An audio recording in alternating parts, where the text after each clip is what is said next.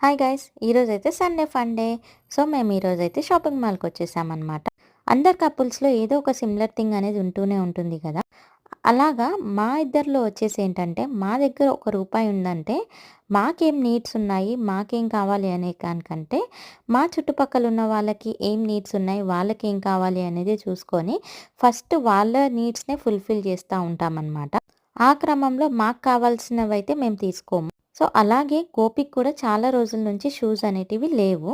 ఈ కంట్రీలో షూస్ అనేది చాలా ఇంపార్టెంట్.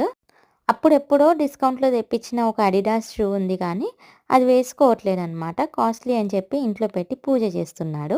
ఇంకా ఏ రోజుకైనా వేసేసుకోవాల్సిందే గదా! వేసుకో అని చెప్పాను. ఇంక అప్పటినుంచి వేసుకుంటున్నాడు గానీ, హీ ఈజ్ నాట్ హ్యాపీ అనమాట.